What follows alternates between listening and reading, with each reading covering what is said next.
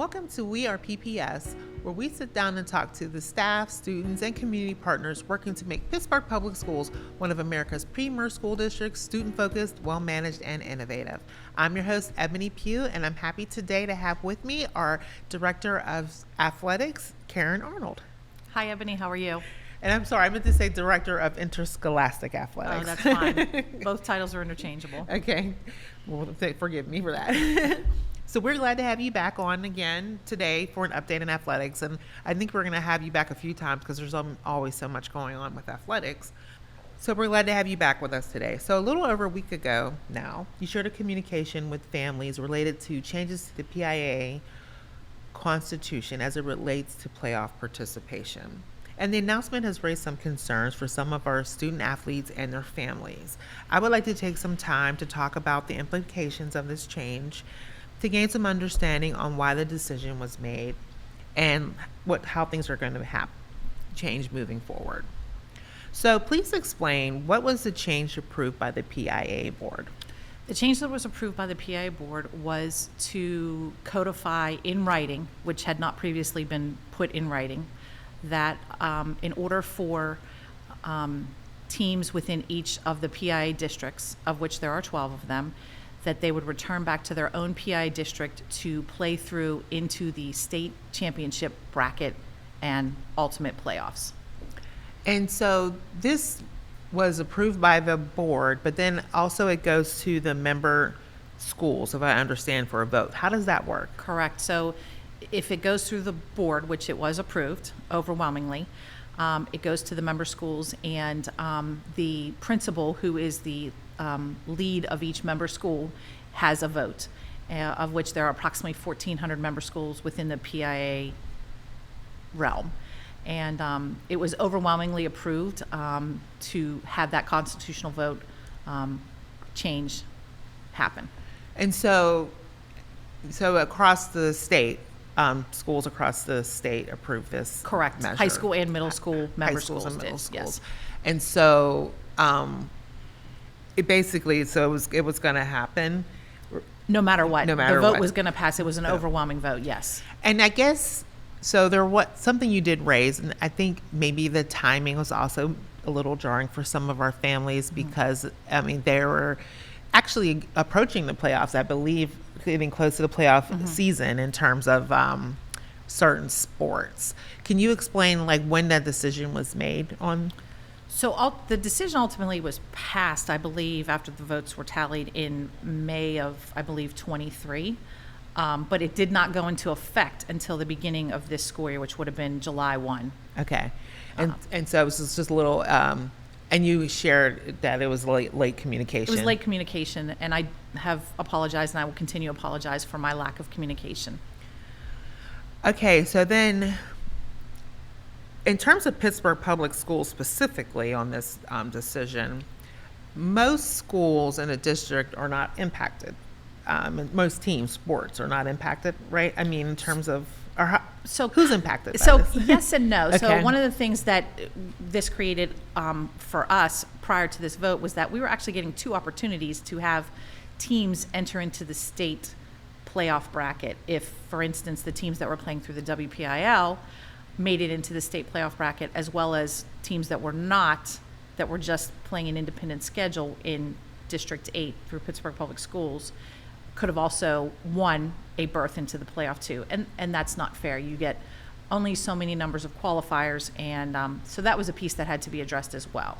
So this now relegates everybody back to their home PIAA district across the state. Okay. To have the number of qualifiers that are allocated for that particular PIAA district.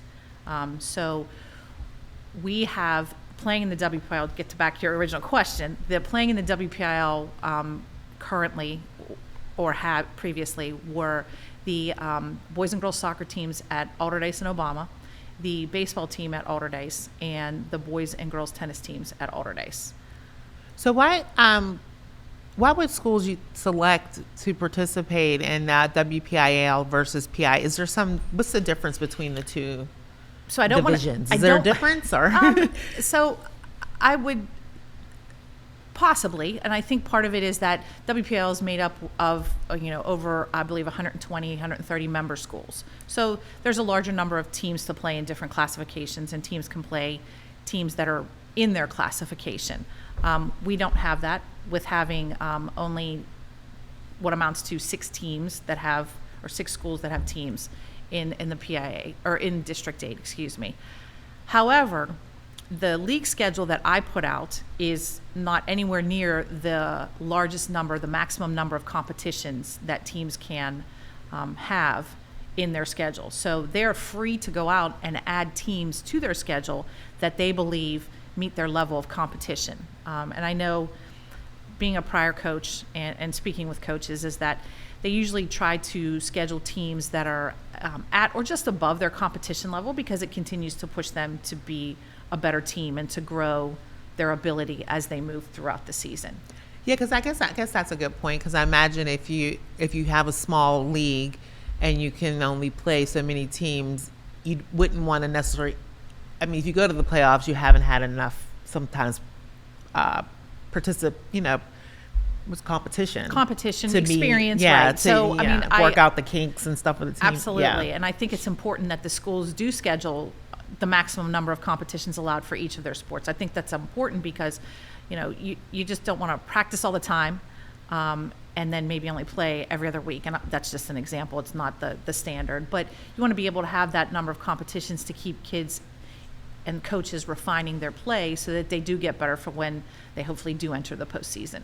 And so you're hearing from some families, some students particularly, since they just are hearing this information and they've played, a significant portion of their season, that that these games that they just played didn't count.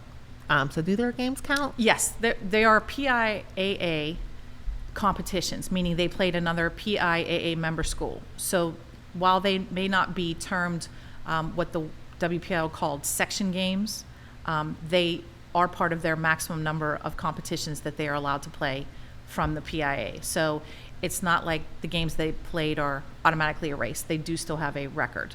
Okay. And so then so what are the next steps in terms of their playoff run right now? So we're working through that process for each of the groups, Okay. and each of the teams, as I'm working through with our other teams that are playing through City League now. So we're working with the other PIA districts that we're regionalized with to create these sub-regional playoff games. And, we have dates, and we will share those out with the schools as they get finalized so that they are able to be ready to play those competitions and hopefully win.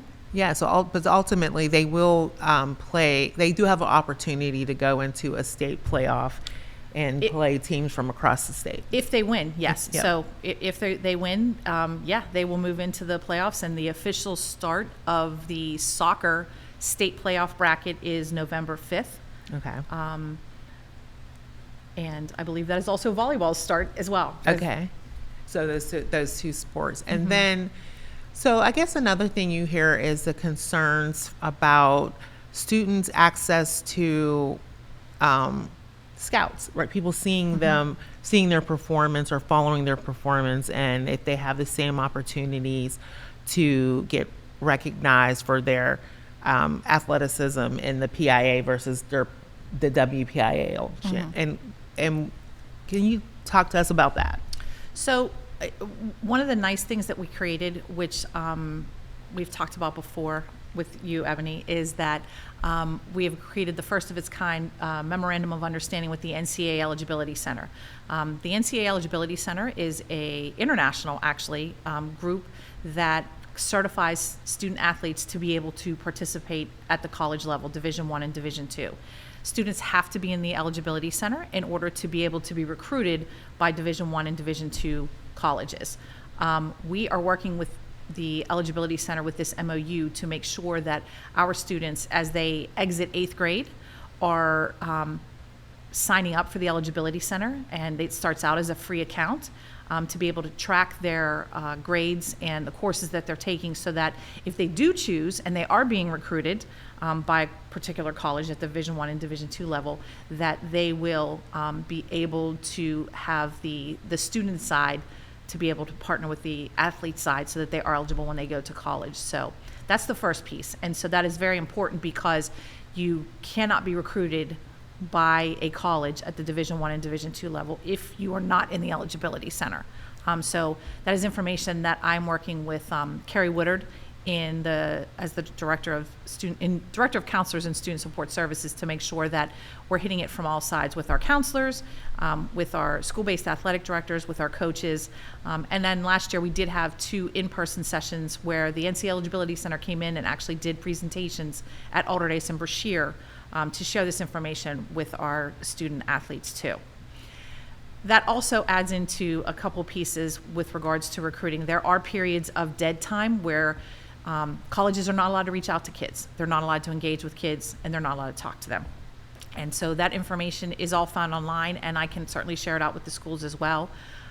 Schools and kids are free to, I should say kids and parents are free to reach out to the college that they want to play at. There's nothing that stops them if they're interested. Coaches are another avenue that can share out a particular child's ability, if that's a particular school that that child is interested in.